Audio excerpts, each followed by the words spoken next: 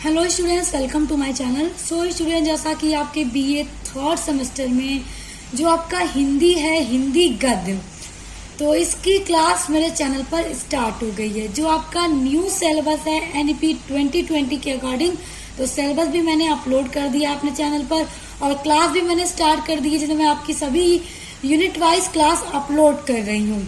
तो आज हम स्टार्ट कर रहे हैं आपका यूनिट नंबर 2। यूनिट नंबर 2 में आपको पढ़ना है हिंदी गद्य की महत्वपूर्ण विधाओं का संक्षिप्त परिचय। जैसा कि आपको क्या पढ़ना है यूनिट 2 में, जो हिंदी गद्य की अलग अलग जो इम्पोर्टेंट विधा हैं, उन सभी विधाओं के बारे में पढ़ना है, जिसमें कहानी है, नाटक है, आलोचना है, यात्रा वृत्तांत है, रेखा चित्र है, रिपोर्टाज है, जीवनी है, उपन्यास है, एकांकी है, निबंध है, संस्मरण है, डायरी, आत्मकथा, व्यंग्य। ये सभी क्या है, हिंदी गद्य की विधाएं हैं जो आपके सिलेबस में दी गई हैं। टोटल यूनिट 2 में आपको 14 यानी 14 विधाओं के बारे में पढ़ना है, जो कि सभी मैं अपलोड करूंगी। सभी आपका बहुत अच्छे से समझा कर नोट्स के साथ आपको क्लास कराऊंगी। तो देखिए, यूनिट नंबर 1 अगर आप पढ़ना चाहते हैं तो उसकी क्लास हो चुकी है। मैं प्लेलिस्ट की जो लिंक है, थर्ड सेमेस्टर हिंदी गद्य की जो प्लेलिस्ट की लिंक है, उसको इसी वीडियो के डिस्क्रिप्शन बॉक्स में दे दूंगी। तो पहले आप लोग इसको पढ़ लीजिए, जाते जाते फिर उसको देख करके पढ़ लीजिएगा। सारी क्लास वाइज वीडियो मैं अपलोड कर रही हूँ। ओके, तो चलिए आज का टॉपिक स्टार्ट करते हैं। सबसे पहले आपको जो हिंदी की गद्य की विधा है, सबसे पहले उसमें आपको कहानी पढ़ना है। तो कहानी क्या होती है, आइए उसको देखते हैं। देखिए, जो कहानी है वो गद्य साहित्य की सबसे अधिक रोचक एवं लोकप्रिय विधा है। क्या है? सबसे ज्यादा अधिक रोचक, इंटरेस्टिंग और पॉपुलर विधा है, जो जीवन के किसी विशेष पक्ष का मार्मिक, भावात्मक और कलात्मक वर्णन करती है। यानी जीवन के कोई भी पक्ष हो, सामाजिक, आर्थिक, राजनीतिक, कोई भी, सभी पक्षों का वो पूरा कलात्मक वर्णन करती है। कहानी हिंदी गद्य की वह विधा है जिसमें लेखक किसी घटना के बारे में, पात्र अथवा किसी भी समस्या का क्या करता है, पूरा क्रमबद्ध ब्यौरा देता है। किसी घटना को लेकर उसको पूरा एक क्रमबद्ध, कैसे कैसे हुआ था, क्रमबद्ध का यही मतलब होता है, एक सीक्वेंस में, इधर उधर से नहीं, पहले ये हुआ, फिर ये हुआ, फिर ये हुआ। इस तरह से लेखक क्या देता है, किसी समस्या का, किसी पात्र का पूरा ब्यौरा देता है। ब्यौरा का मतलब उस कहानी में पूरा वर्णन करता है, जिसे पढ़कर एक समावंतित प्रभाव उत्पन्न होता है। जिसे पढ़कर हमें क्या है कि कुछ समझ में आता है, इसमें क्या कहना चाहता है लेखक, हमारे ऊपर प्रभाव पड़ता है, तो उसे कहानी कहा जाता है। और स्टूडेंट्स देखिए, यहाँ पर एक और बहुत इम्पोर्टेंट बात मैं आपको बता दूं, जो कि एग्जाम में पूछी जाती है। देखिए, जो कहानी है, तो अलग अलग जो विद्वान हैं, जो अलग अलग लेखक हैं, तो उन्होंने कहानी को अलग अलग नाम दिया है। तो देखिए, आचार्य रामचंद्र शुक्ल ने कहानी को आख्यायिका के नाम से पुकारा। यानी कि आचार्य रामचंद्र शुक्ल ने क्या किया, कहानी क्या है, कहानी को एक अन्य नाम दिया, आख्यायिका। क्या कहा? आख्यायिका। याद रखिए, एग्जाम में पूछा जाता है कि आचार्य रामचंद्र शुक्ल ने कहानी को क्या कहा, तो आख्यायिका। उसके बाद अज्ञा ने, जो अज्ञा जी थे, उन्होंने कहानी को सूक्ष्मदर्शी यंत्र कहा है। क्या कहा है कि कहानी एक सूक्ष्मदर्शी यंत्र है। और प्रेमचंद्र ने कहानी को गल्प का नाम दिया और कहानी दोनों कहा। यानी प्रेमचंद्र ने कहा कि कहानी भी है और गल्प भी है, कहानी को एक अन्य नाम गल्प दिया। उसके अलावा आचार्य हजारी प्रसाद द्विवेदी ने भी कहानी को गल्प कहा और प्रेमचंद्र ने भी गल्प कहा। तो अब इस तरह आपको याद हो गया कि कहानी को किस विद्वान, किस लेखक ने क्या और नाम दिए। तो याद रखिएगा, एग्जाम में कभी कभी पूछ दिया जाता है। अब देखिए, हम कहानी का कथ्य देखेंगे कि कथ्य क्या होता है। जब एग्जाम में आपसे कहानी के बारे में पूछा जाएगा कि कहानी क्या है, वर्णन कीजिए, तो आप इस तरह से लिखिएगा और फिर किस लेखक ने कहानी को क्या कहा वो भी लिख दीजिएगा। उसके बाद कहानी का कथ्य जरूर लिखिएगा। देखिए, जो नई कहानी का जन्म हुआ वो जिन स्थितियों और परिस्थितियों के कारण हुआ था, देखिए नई कहानी का जन्म हुआ। हम आगे भी देखेंगे कि नई कहानी का जन्म कब हुआ। देखिए, नई कहानी का जन्म जो था ना, वो 1950 और 1960 के बीच में हुआ। तो वो किन कारणों से हुआ था? देखिए, उन स्थितियों का चित्रण और वर्णन ही नई कहानी का कथ्य बना। देखिए, कुछ स्थिति को लेकर, सामाजिक कुछ स्थिति, परिस्थिति, ये कारण था। इसी कारण नई कहानी का जन्म हुआ, जिसमें उनका पूरा चित्रण किया जाता था, पूरा लेखकों के द्वारा वर्णन किया जाता था और लोगों को उससे परिचय किया जाता था कि पढ़े लोग और उससे परिचित हो सकें। देखिए, सामाजिक, राजनीतिक, आर्थिक क्षेत्रों की उन समूची स्थितियों को भी पूर्ण यथार्थ के साथ सामने लाया गया, जिन्होंने आदमी को क्या किया? प्रभावित किया। यानी समाज के जो भी सामाजिक, राजनीतिक, आर्थिक जो भी क्षेत्र थे, उनकी जो भी पूरी स्थिति थी, क्या दशा थी उनकी, पूरा कहानी में लिख करके उसको जनता के सामने, लोगों के सामने लेकर आया गया, जिससे क्या था कि लोग क्या हुआ? बहुत ज्यादा प्रभावित हुए। इस प्रकार कहानी समाज के संपृक्त व्यक्तियों की यथार्थ चेतना की ओर उन्मुख हुआ। यानी कि समाज के जो भी पक्ष थे, उन सभी को लोगों से परिचित कराने के लिए, लोगों को चेतना देने के लिए क्या हुआ? कहानी का विकास हुआ। देखिए, मूल्य और नैतिकता का सही पहचान, कि मूल्य क्या है, नैतिकता क्या है, उनकी सही पहचान सामाजिक यथार्थ की सही तस्वीर के साथ इन कहानी में उभर कर सामने आई। यानी लेखकों को अगर किसी भी चीज को लेकर लोगों को, समाज के लोगों को दिखाना रहता था, तो कहानी में पूरा वर्णन कर देते थे, जो पत्रिकाओं में प्रकाशित होती थी और लोग उसको पढ़ते थे और उस दशा से, उस स्थिति से परिचित होते थे। तो ये कहानी का कथ्य है, आप लोग इसको देख लीजिए, अच्छे से समझ लीजिए। और स्टूडेंट्स, ये नोट मैंने आप लोगों के लिए तैयार किया है, क्योंकि जब आपसे एग्जाम में पूछा जाएगा तो आप इसी तरह से लिखिएगा। अब हम देखेंगे कहानी की परिभाषा। देखिए, जयशंकर प्रसाद ने कहानी को बताया, कहानी की एक परिभाषा दी कि सौंदर्य की एक झलक का चित्रण करना और उसके द्वारा उसकी सृष्टि करना ही कहानी है। क्योंकि कहानी में लेकर किसी सौंदर्य की पूरी झलक दिखाते थे, उसका पूरा चित्रण करते थे। तो डेफिनेशन भी आप जरूर एग्जाम में लिखिएगा, कम से कम 2 डेफिनेशन तो जरूर मेंशन कीजिएगा एग्जाम में। फिर देखिए, प्रेमचंद्र के अनुसार इन्होंने परिभाषित किया कहानी को कि गल्प एक ऐसी रचना है, मैंने अभी आपको बताया था कि प्रेमचंद्र ने कहानी को गल्प कहा।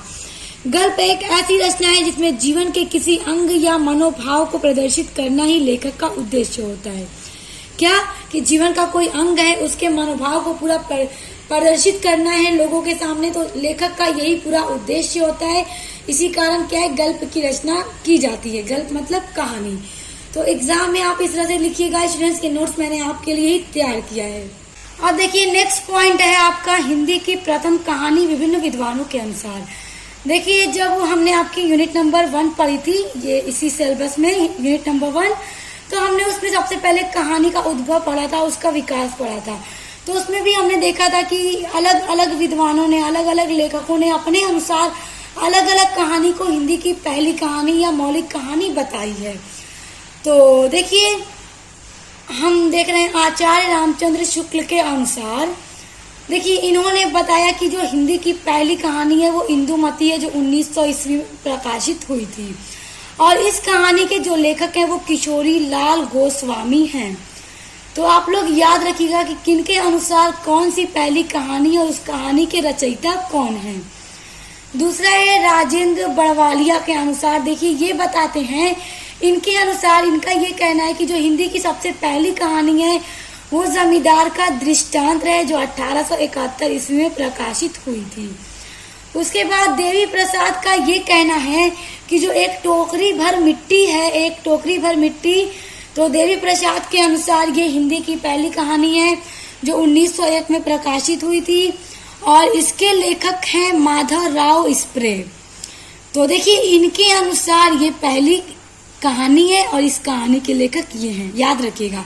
यहाँ पे जो आप देख रहे हैं, इनके अनुसार हम देख रहे हैं। उसके बाद अगला है राजेंद्र यादव के अनुसार, उसने कहा था। राजेंद्र यादव का कहना है कि जो हिंदी की पहली कहानी है वो है उसने कहा था। ये कहानी का नाम है, जो 1915 में क्या है, प्रकाशित हुई थी और इस कहानी के लेखक हैं चंद्रधर शर्मा गुलेरी। तो याद रखिएगा, चंद्रधर शर्मा गुलेरी की कहानी है उसने कहा था। फिर है डॉक्टर बच्चन सिंह के अनुसार, इनका ये मानना है कि प्रणयी परिचय, ये जो कहानी है जो 1887 ईस्वी में प्रकाशित हुई थी, इसकी लेखक किशोरी लाल गोस्वामी हैं। तो यहाँ पे हमने हिंदी की प्रथम कहानी जानी अलग अलग विद्वानों के अनुसार कि कौन सी पहली कहानी है, उस कहानी के लेखक कौन है, कब किस ईस्वी में प्रकाशित हुई। तो आप इसको स्टूडेंट्स नोट कर लीजिएगा अपनी नोटबुक पे, ये बहुत इंपॉर्टेंट है, एग्जाम में आपको जरूर लिखना होगा जब कहानी के बारे में पूछेगा तो। और देखिए, अगर आपको कहानी का उद्भव और विकास पढ़ना है तो हमने यूनिट नंबर 1 में पढ़ लिया। यहाँ पर हम सिर्फ पढ़ रहे हैं कि इसके परिचय के बारे में, आखिर ये चीज होती क्या है। स्टार्ट में हम सबके बारे में पढ़ चुके हैं डिटेल से। तो स्टूडेंट्स देखिए, यहाँ पर एक और बहुत इंपॉर्टेंट बात आपसे कहनी है कि अगर आप अपने बीए के 3rd सेमेस्टर में सोशियोलॉजी यानी कि समाज शास्त्र पढ़ते हैं, या फिर इंग्लिश लिटरेचर पढ़ते हैं, या फिर मेडिवल हिस्ट्री पढ़ते हैं यानी मध्यकालीन इतिहास, या तो उन सभी के सिलेबस को मैंने अपलोड कर दिया और सभी की क्लासेस मेरे चैनल पर हो रही हैं। लगातार वीडियोस आ रही हैं, उन सभी सब्जेक्ट की मॉडल पेपर की वीडियोस आ रही हैं, सॉल्व्ड मॉडल पेपर की वीडियोस आ रही हैं। तो उनके लिए आप चैनल पर विजिट कर लीजिएगा, क्योंकि मेरे चैनल पर आपको अपने बीए के हर सेमेस्टर से हर एक सब्जेक्ट की वीडियोस बिल्कुल फ्री में पढ़ने को मिलेंगी। साथ ही साथ important question answer, model paper, सब कुछ बिल्कुल फ्री ऑफ कॉस्ट मिलेगा। और देखिए स्टूडेंट्स, जो आपके बीए के 3rd सेमेस्टर में जो आपका को करिकुलर पेपर है, जैसे आपने फर्स्ट एंड सेकेंड सेमेस्टर में, फर्स्ट सेमेस्टर में फूड न्यूट्रिशन एंड हाइजीन का दिया, सेकेंड सेमेस्टर में फर्स्ट एड एंड हेल्थ का दिया, तो उसी तरह आपको बीए 3rd सेमेस्टर में जो अपना को करिकुलर पेपर देना है वो है ह्यूमन वैल्यूज एंड इन्वायरमेंट। उसका भी मॉडल पेपर मेरे चैनल पर अपलोडेड है, तो आप सभी के लिए चैनल पर विजिट जरूर कीजिएगा। आपको हर एक वीडियो पढ़ने के लिए मिलेगी, सब कुछ आपको मिलेगा अपने बीए के हर सेमेस्टर के हर सब्जेक्ट के बारे में। तो आइए अब आगे बढ़ते हैं। अब हम देखेंगे हिंदी के प्रथम मौलिक कहानी, वैज्ञानिक और ऐतिहासिक कहानी कौन कौन सी हैं। हमने पहले हिंदी की प्रथम कहानी अलग अलग विद्वानों के अनुसार देखी थी कि किनके अनुसार क्या क्या मानना है, कहानी कौन सी पहली है हिंदी की। अब देखिए, जो हिंदी की प्रथम मौलिक कहानी है वो है एक टोकरी भर मिट्टी। एक टोकरी भर मिट्टी जो 1901 में प्रकाशित हुई थी। और ये किस पत्रिका में प्रकाशित हुई थी? देखिए, छत्तीसगढ़ मित्र, ये एक पत्रिका था उस टाइम। तो इसी पत्रिका में एक टोकरी भर मिट्टी प्रकाशित हुई थी। तो प्रश्न आता है एग्जाम में कि हिंदी की प्रथम मौलिक कहानी कौन सी है? तो एक टोकरी भर मिट्टी जो 1901 में प्रकाशित हुई छत्तीसगढ़ मित्र पत्रिका में। तो याद रखिए। अगला है हिंदी की प्रथम वैज्ञानिक कहानी कौन सी है? तो आपको पता होना चाहिए, हिंदी की जो प्रथम वैज्ञानिक कहानी है वो है चंद्रलोक की यात्रा। और चंद्रलोक की यात्रा ये जो कहानी है वो सरस्वती पत्रिका में प्रकाशित हुई थी। तो आप इन सभी को याद रखिएगा। उसके बाद देखिए, हिंदी की जो प्रथम ऐतिहासिक कहानी है वो है राखी बंध भाई। तो ऐतिहासिक कहानी भी पूछा जाता है कि हिंदी की पहली ऐतिहासिक कहानी कौन सी है? तो राखी बंध भाई है। इसके लेखक हैं वृंदावन लाल वर्मा, और ये कहानी भी सरस्वती पत्रिका में ही प्रकाशित हुई थी। स्टूडेंट्स देखिए, आपकी अगली हेडिंग है हिंदी कहानी का विकास क्रम, यानी कि जो हिंदी की कहानी है उसका विकास किस तरह से हुआ, किस किस युग में किस तरह से इसका विकास हुआ। तो पहला युग है प्रारंभिक काल की कहानियां, जो एकदम प्रारंभिक काल था 1900 ईसा पूर्व, तो उसमें भी कहानी का हल्का फुल्का विकास हुआ। तो देखिए, द्विवेदी युगीन यानी कि द्विवेदी युग में जिस तरह से कहानियां लिखी गई, किन किन लेखकों ने लिखा, किस तरह के कहानी का विषय था द्विवेदी युग में, इस तरह द्विवेदी युग में मतलब कैसे कहानियों का विकास हुआ। तो स्टूडेंट्स, आपके यूनिट नंबर 1 में हमने कहानी जो पढ़ रखा है, कहानी का उद्भव और विकास, उसमें हम इन सभी युगों को पढ़ लिया है, पूरा एक्सप्लेन के साथ, पूरे नोट्स के साथ अच्छे से पढ़ लिया, समझ लिया है। तो अगर आपको इनका पूरा अच्छे से एक्सप्लेनेशन चाहिए कि द्विवेदी युग में कौन सी कहानियां लिखी गई, किन लेखकों ने लिखी और क्या क्या विषय था उन सभी कहानियों का, तो आपको यूनिट नंबर 1 देखिएगा, क्लास 1 में आपको मिलेगा। और देखिए, जो द्विवेदी युग था वो 1900 से लेकर 1916 ईस्वी तक। द्विवेदी युग के बाद प्रेमचंद्र युग, तो प्रेमचंद्र युग में भी कहानियों का बहुत तेजी से विकास हुआ। प्रेमचंद्र युग में किन लेखकों ने कहानी लिखी, और प्रेमचंद्र ने बहुत सारी कहानियां लिखी, इन्होंने कहानियों को नया रूप दिया। तो हमने प्रेमचंद्र युग के बारे में भी कहानी के उद्भव और विकास वाली वीडियो में पढ़ रखा है, तो इसके लिए भी आप उसको देख लीजिएगा, हमने सब एक वीडियो में पढ़ रखा है। और जो प्रेमचंद्र युग था, जिस युग में हिंदी कहानी का विकास हुआ, तो वो 1916 से लेकर 1936 ईस्वी तक था। उसके बाद प्रेमचंदोत्तर युगीन कहानियां।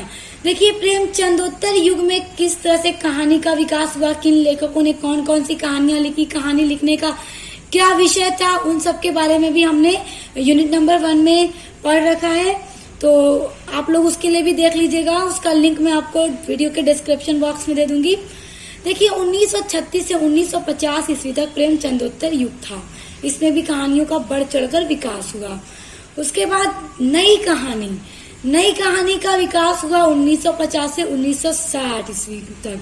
स्टूडेंट्स देखिए ये सभी जो हमने हिंदी की कहानी के विकास के जो भी ये सारे युग देखे अभी, तो इन सभी युग को हमने पूरा अच्छे से समझ रखा है। आपके यूनिट नंबर 1 जो है उसमें एक वीडियो मैंने बनाई है हिंदी कहानी का उद्भव और विकास, तो आप उसी वाली वीडियो को चलाकर देखिएगा। प्लेलिस्ट में जाकर, प्लेलिस्ट के लिंक इसी वीडियो के डिस्क्रिप्शन बॉक्स में दे दूंगी। तो उसमें जो हिंदी कहानी का उद्भव और विकास वाली वीडियो है उसमें आप सभी को इसी सभी युग के बारे में मिलेगा, किस तरह से कहानी का विकास हुआ। तो आप लोग उसको पढ़ लीजिएगा क्योंकि एग्जाम में जरूर पूछा जाता है। देखिए हिंदी गद्य के जो दूसरी विधा है वो है उपन्यास। तो उपन्यास बहुत इम्पोर्टेंट है और चलिए इसके बारे में पढ़ते हैं। देखिए स्टूडेंट्स यूनिट 1 में आपको इन सभी के बारे में उसका उद्भव और विकास पढ़ना था, हमने सब पढ़ लिया है। यूनिट 2 स्टार्ट हो गई है, तो हम अब इनके बारे में देखेंगे होती क्या है। चलिए आइए। देखिए उपन्यास जो है उप तथा न्यास 2 शब्दों के योग से यानी 2 शब्दों से मिलकर बनी है, जिसमें उप का मीनिंग होता है, उप का मतलब होता है समीप और न्यास का अर्थ होता है स्थापन यानी समीप स्थापन, अर्थात मानव जीवन के निकट, मानव जीवन का स्थापन यानी कि मानव जीवन के नजदीक, मानव जीवन को स्थापित करना उपन्यास के द्वारा। देखिए उपन्यास में जो मानव जीवन है, मानव जीवन का ही पूरा चित्रण किया जाता है, जिसे पढ़कर मानव जीवन को समझने बूझने का ज्ञान प्राप्त होता है। देखिए मनुष्य के जीवन से रिलेटेड, मनुष्य के लाइफ से रिलेटेड जितने भी पक्ष हैं, जितने भी पहलू हैं, क्या उनकी जिंदगी में चल रहा है, क्या हो रहा है, हर एक चीज को लेकर के उपन्यास लिखा जाता है, उपन्यास होता है। और देखिए प्रेमचंद्र को उपन्यास के सम्राट की उपाधि दी गई है, यानी मनुष्य के जीवन में जो उपन्यास को सबसे निकट लाने वाले जो लेखक थे वो प्रेमचंद्र थे। उन्होंने ही मनुष्य के जीवन के निकट उपन्यास को लेकर आए और मनुष्य के जीवन से रिलेटेड ही उन्होंने अपने उपन्यास में पूरा लिखा है, जिसको पढ़ करके मनुष्य को अपने लाइफ से रिलेटेड चीजों को समझने का ज्ञान मिलता है कि उसे अपने लाइफ में किस तरह से क्या चीजें करनी चाहिए। देखिए अंग्रेजी उपन्यास के नावल का पर्यायवाची शब्द है। देखिए जो हम इंग्लिश में नावल पढ़ते हैं, तो नावल आप लोगों ने अगर पढ़ा होगा तो जानते हैं कि इसमें किस किस तरह की स्टोरीज होती हैं। बहुत अच्छी अच्छी लाइफ से रिलेटेड स्टोरीज होती हैं, हर तरह की, हर फील्ड से रिलेटेड। तो उसी को हिंदी में, नावल को ही हिंदी में क्या बोलते हैं, उपन्यास बोला जाता है, और इंग्लिश में उपन्यास को नावल कहा जाता है। देखिए नावल का अर्थ होता है नया, और देखिए इटली में उपन्यास के लिए नाविलें तथा फ्रांस में निवास शब्द का प्रयोग किया जाता था। यानी जो नावल शब्द है, तो इटली में उपन्यास के लिए नाविले, यानी कि उपन्यास को इटली में नाविले कहा जाता था, और फ्रांस में नावल के लिए निवास शब्द का यूज किया जाता था। तो प्रश्न आ जाता है कि इटली में उपन्यास को क्या कहा जाता था, तो नाविले, और फ्रांस में निवास। जिनका ऑब्जेक्टिव टाइप क्वेश्चंस होता है, तो इन छोटी छोटी चीजों को देखते रहिएगा और नोट डाउन करते रहिएगा, क्योंकि बहुत सारे स्टूडेंट्स पूछते हैं कि मैम हमारा एमसीक्यू एग्जाम होगा तो क्या हमें ये पूरा पढ़ना जरूरी है। हाँ बिल्कुल पढ़ना जरूरी है, क्योंकि यही सारी चीजें तो एग्जाम में दी जाती हैं। पूरा डीपली पढ़े रहेंगे तभी आप कर पाएंगे। तो इसलिए जितनी भी क्लास में कराती हूँ आप सब उसको देखा कीजिए। गुजराती में नावेल को, देखिए गुजराती में नोवेल को नवल कथा, मराठी में कादम्बरी और बंगला में, हिंदी में उपन्यास कहते हैं। यानी पूछा जाता है, देखिए ऑब्जेक्टिव्स वाले को तो बड़ा ध्यान देना चाहिए, जिनका ऑब्जेक्टिव्स क्वेश्चन होगा। देखिए गुजराती में नावल को नोवेल कहा जाता है, नोवेल को नवल कथा कहा जाता है, गुजराती में नवल कथा। मराठी भाषा में नावल को कादम्बरी कहा जाता है, और बंगला में तथा हिंदी भाषा में उपन्यास कहा जाता है नावल को। अब देखिए यूरोप में नावल की परंपरा का आरंभ भारतवर्ष की अपेक्षा काफी पहले हो गया था। यानी भारत से पहले ही यूरोप में नावल की परंपरा शुरू हो गई थी, वहां पे नावल लिखा जाने लगा था, पढ़ा जाने लगा था। यह कहना उचित होगा यानी सही होगा कि भारतीय भाषाओं में इस विधा का आरंभ अंग्रेजी साहित्य की ही देन है। यानी कि जो अंग्रेजी साहित्य है, इंग्लिश लिटरेचर कह सकते हैं, उसी की देन है कि आज भारत की भाषा में भी उपन्यास लिखा जाता है, पढ़ा जाता है। यानी वहां पर शुरू हुआ था, बाद में भारत में आया। भारतीय भाषाओं में उपन्यास लेखन की परंपरा भारत के आधुनिक युग से आरंभ से ही शुरू हुई है। यानी कि भारत का जो प्राचीन काल था उसमें उपन्यास लेखन की परंपरा नहीं थी। जो आधुनिक युग है, जो मॉडर्न टाइम है, उसी में भारत में उपन्यास का लेखन यानी उपन्यास का लिखना शुरू हुआ। उपन्यासकार उभर कर सामने हैं जिन्होंने अनेक उपन्यास लिखे हैं यानी नॉवेल लिखे हैं। यूरोप में उपन्यास आधुनिक पूंजीवादी युग की देन है, इसीलिए इसे अनेक विद्वानों के आधुनिक युग का महाकाव्य कहा जाता है। देखिए, उपन्यासकार मानव जीवन के निकट जाकर उसके अंतरंग का चित्रण करता है। यानी कि मनुष्य के जीवन में देखिए बहुत सारे नावल में ना फैमिली वाली स्टोरी होती है, बहुत में मतलब स्त्री की दशा को लेकर, पुरुषों की दशा, मतलब बाल विवाह, मतलब अलग अलग चीजों को मानव जीवन से रिलेटेड ना ये सारी चीजें हैं। तो इन सभी को लेकर जो उपन्यासकार थे, जो उपन्यास को लिखते थे, वो इन चीजों के नजदीक गए और उन्हीं सब चीजों का अपने नावल में पूरा लिखा है। और इस प्रकार जब उपन्यास का सृजन हो जाता है तो पाठक उस कथा के साथ अपने मन और अनुभूतियों, विचारों और चेतना के निकट संपर्क स्थापित कर मानव जीवन के भूत, वर्तमान तथा भविष्य अर्थात था, है और मैं, होगा या होना चाहिए के त्रिआयामी चित्रों को साक्षात्कार करता है। यानी देखिए, जो उपन्यासकार होते हैं, जो नावल को लिखते हैं, वो नावल को कुछ इस तरह से लिखते हैं कि उसमें इतना ज्यादा पढ़ने वाले को, जो रीडर होता है, उसको इतना ज्यादा इंटरेस्ट पैदा हो जाता है कि वो नावल में ही पूरी तरह से खो जाता है और अपने मानव जीवन से बहुत निकट हो जाता है। और क्या हुआ था, क्या होगा, यानी है, था, होगा, हर चीजों में वो पूरा उसी तरह से समझ लीजिए कि नावल में खो जाता है। इतनी इंटरेस्टिंग तरीके से उपन्यास उसको लिखता है। देखिए, उपन्यास की यह विशेषता सार्वजनिक एवं सार्वभौमिक है। यानी कि कौन सी विशेषता कि पढ़ने वाला जो रीडर है उसी में खो जाता है। इसी विशेषता को दृष्टिगत रखकर विभिन्न विद्वानों ने उपन्यास की विविध परिभाषाएं दी हैं। तो आइए अब उन परिभाषा को देखते हैं। और देखिए सुरेश, ये जो उपन्यास मैंने अभी आपको पढ़ाया, उम्मीद करती हूँ समझ में आ गया होगा। और देखिए काफी सिंपल से वर्ड में है, तो आप लोग चाहे तो स्क्रीनशॉट ले लीजिए या फिर नोट डाउन कर लीजिएगा। आइए इसकी परिभाषा देखते हैं, क्योंकि उपन्यास पूछेगा तो परिभाषा भी जरूर लिखिएगा। अब देखिए, परिभाषा है आर बर्टन के अनुसार। आर बर्टन ने लिखा है कि उपन्यास गद्य में रचित लेखक के समकालीन जीवन का अध्ययन है, जिसकी रचना लेखक समाज के उत्थान पतन की भावना से अनुप्राणित होकर करता है। यानी समाज के बारे में ही, सामाजिक जीवन के बारे में, मनुष्य के जीवन के बारे में ही उपन्यास में यानी नावल में पूरा लेखक लिखता है। इसके लिए वह प्रेम तत्व की प्रधानता ग्रहण करता है, क्योंकि मानव अपने सामाजिक संबंधों में परस्पर इसी से जुड़ा हुआ है। यानी मानव जो है अपने जो संबंध है उसके समाज में लोगों से, वो प्रेम से ही जुड़ा हुआ है। इसलिए प्रेम को वो जो लेखक है प्रधानता देता है अपने नावल के अंदर।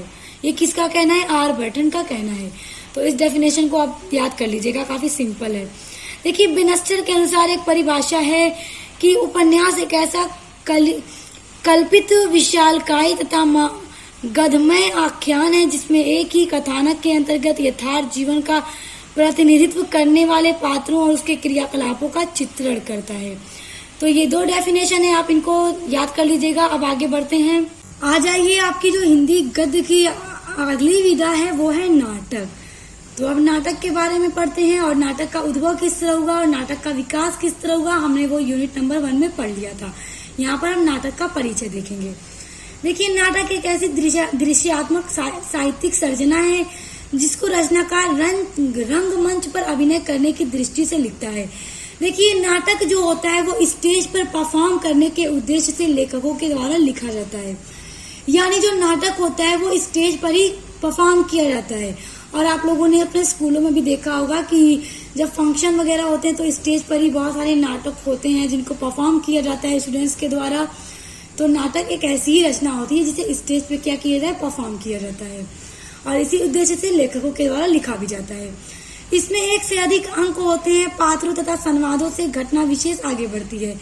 यानी इसमें बहुत से अंक होते हैं। पात्रों तथा संवादों से क्या है, घटना विशेष आगे बढ़ती है। नाटक को पूरा स्टार्ट से लेकर एंड तक दिखाया जाता है। नट अर्थात अभिनेता के माध्यम से प्रस्तुत तथा अभिनीत होने की वजह से इस रंगमंच से जुड़े साहित्य को नाटक के नाम से संबोधित किया जाता है। क्योंकि जो नाटक होता है उसमें आप लोगों ने देखा होगा, स्टेज पर भी आप लोगों ने देखा होगा स्कूलों में, कि जिस टाइप का नाटक होता है, नाटक का जो भी सब्जेक्ट हो किसी भी चीज को लेकर, तो उसमें कोई कुछ बना रहता है, कोई कुछ बना रहता है, सबके अलग अलग नाम होते हैं, फिर उसका सबका अलग अलग कैरेक्टर होता है, किसको क्या बोलना है, उसी तरह से वो बोलता है, अपना अपना जो कैरेक्टर होता है उसको प्रेजेंट करता है स्टेज पर। तो इस तरह से आप लोगों ने देखा होगा, तो आप लोग इसको समझ पा रहे होंगे। तो इसीलिए इसको नाटक कहा जाता है, इसको नाटक के नाम से क्या किया जाता है, संबोधित किया जाता है। अब देखिए हम थोड़ा देखेंगे हिंदी नाटक विकास के नामों तथा विकास कर्म इस प्रकार है। विकास कर्म का ये मतलब है कि जितने भी युग थे जिसमें नाटक का विकास हुआ, और किस युग में कौन से नाटककार आए, नाटककार ने कौन कौन से नाटक लिखे, और उस नाटक के अंदर क्या क्या उद्देश्य था नाटक को लिखने का, क्या वजह थी, क्या विषय था नाटकों का, उसको आप देखेंगे। तो देखिए इसमें है पहला पूर्व भारतेंदु युग। पूर्व भारतेंदु युग का मतलब भारतेंदु युग से जो पहले का युग था, पूर्व मतलब पहले का युग, तो भारतेंदु जी के युग से पहले का जो युग था उस युग में भी नाटक का विकास हुआ। बहुत सारे नाटककार उभर कर सामने आए जिन्होंने नाटकों को लिखा, और जो ये युग था वो सन 1643 से 1866 ईस्वी तक था। और देखिए हमने इस युग को पूरा डीपली पढ़ रखा है नोट्स के साथ। आपके यूनिट नंबर 1 में जो टॉपिक था नाटक का उद्भव और विकास, उसमें हम इस युग को पूरा पढ़ चुके हैं कि किस तरह से कौन कौन से नाटककार थे, कौन कौन से नाटक लिखे गए, नाटक का विकास किस तरह हुआ। तो देख लीजिएगा, क्योंकि सम टाइम एग्जाम में पूछ देता है कि पूर्व भारतेंदु युग में नाटकों का विकास कैसे हुआ, तो आपको पता होना चाहिए। देखिए दूसरा भारतेंदु युग आ जाता है जो कि सन 1867 से लेकर के 1904 ईस्वी तक चला था। तो भारतेंदु युग में भारतेंदु जी ने बहुत सारे नाटक लिखे हैं, उसके अलावा और भी नाटककार थे जिन्होंने नाटक लिखे हैं। हम उनके बारे में पूरा डीपली नोट्स के साथ पढ़ रखा है। जो वीडियो है ना उद्भव और विकास वाली, नाटक का उद्भव और विकास, उनमें हम इन सभी युग के बारे में पढ़ चुके हैं। देखिए उसके बाद है भारतेंदु युग, उत्तर भारतेंदु युग, जो कि 1905 से 1915 ईस्वी तक चला। उसके बाद प्रसाद युग जो कि सन 1915 से 1920 ईस्वी तक चला। उसके बाद आधुनिक युग जो कि 1920 से अभी तक चल रहा है। तो इन सभी युगों के बारे में हमने पढ़ लिया है, जिसमें मैंने सभी के बारे में बताया कि कौन से नाटककार थे, क्या क्या नाटक उस युग में लिखे गए थे, कैसे नाटक का विकास हुआ। तो अगर आप इनको पूरा डीपली पढ़ना चाहते हैं, आपको इनका नोट्स चाहिए, तो आप नाटक का उद्भव और विकास वाली वीडियो देख लीजिएगा। देखिए भारतेंदु युग के जो प्रमुख नाटककार हैं उसमें सबसे नंबर 1 पर भारतेंदु हरिश्चंद्र आते हैं। उसके बाद अंबिका कांत व्यास, ये भी भारतेंदु युग के बड़े ही फेमस नाटककार हैं, बहुत सारे नाटक लिखे हैं। उसके बाद बालकृष्ण भट्ट हैं, प्रताप नारायण मिश्र हैं, फिर लाला श्रीनिवास दास हैं। ये सभी भारतेंदु युग के नाटककार हैं, याद रखिएगा। प्रसाद युग के जो प्रमुख नाटककार हैं उसमें सबसे पहले जयशंकर प्रसाद का नाम आता है। उसके बाद लक्ष्मी नारायण मिश्र का नाम आता है, फिर उदय शंकर भट्ट का नाम आता है, फिर हरिकृष्ण प्रेमी तथा निराला। देखिए ये सभी जो नाटककार हैं वो प्रसाद युग के नाटककार हैं। इन्होंने बहुत ज्यादा बढ़ावा दिया प्रसाद युग में नाटकों को, बहुत सारे नाटक लिखे जिससे नाटक का विकास हुआ। उसके बाद आधुनिक काल तथा छायादोत्तर नाटककारों में जो नाटककार हैं उसमें है विष्णु प्रभाकर शास्त्री, डॉक्टर लक्ष्मी नारायण लाल, फिर है राकेश तथा उपेंद्र नाथ अश्क। इन सभी के नाम जो हैं बहुत ही उल्लेखनीय हैं आधुनिक युग या फिर छायादोत्तर युग के नाटककारों में। तो ये जो अलग अलग काल के अलग अलग नाटककार हैं उनके नाम आपको नोट डाउन करना है अपनी नोटबुक में, ताकि आप लोग इसको याद कर सकें, क्योंकि ये बहुत ज्यादा इम्पोर्टेंट है मेरे स्टूडेंट्स। तो आप लोग इसको जरूर याद कर लीजिएगा कि किस युग में कौन कौन से नाटककार थे। फिर देखिए छायावादी युग में ऐतिहासिक नाटकों को पल्लवित एवं विकसित करने में जयशंकर प्रसाद का नाम उल्लेखनीय है। देखिए छायावादी युग के जो कवि हैं उनमें जयशंकर प्रसाद का भी नाम आता है, और इन्होंने नाटकों को बहुत ज्यादा विकसित किया अपने युग में। देखिए प्रसाद जी के नाटकों में जो विषय था, जो सब्जेक्ट था, वो था प्रेम। प्रेम के ऊपर इन्होंने नाटक लिखा, दर्शन के ऊपर लिखा, राष्ट्रीय भावना के ऊपर लिखा, भारतीय इतिहास तथा भारतीय संस्कृति एवं सभ्यता के उजागर करना है। यानी कि उन्होंने इन सभी को विषय बनाकर नाटक लिखा है, किस लिए कि भारतीय संस्कृति एवं सभ्यता को उजागर किया जा सके।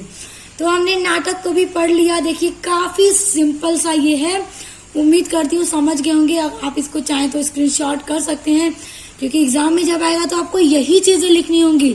इसलिए हर एक क्लास को किया कीजिए। मैं आपके हिंदी गद्य का जो थर्ड सेमेस्टर का NAP 2020 के अकॉर्डिंग नया सिलेबस है, उसकी सभी यूनिट्स को कंप्लीट कराऊंगी। हर एक टॉपिक को पूरा कंप्लीट कराऊंगी। साथ ही साथ model paper, important question answer की वीडियोस अपलोड करूंगी, जिसको आप बिल्कुल फ्री में मेरे चैनल पर पढ़ सकते हैं। उसके अलावा अपने BA थर्ड सेमेस्टर के अदर सब्जेक्ट को भी आप पढ़ने के लिए चैनल पर विजिट कीजिए। आपको हर एक सब्जेक्ट का मॉडल पेपर, सिलेबस सब कुछ पढ़ने के लिए मिलेगा। तो अब मिलते हैं नेक्स्ट वीडियो के साथ।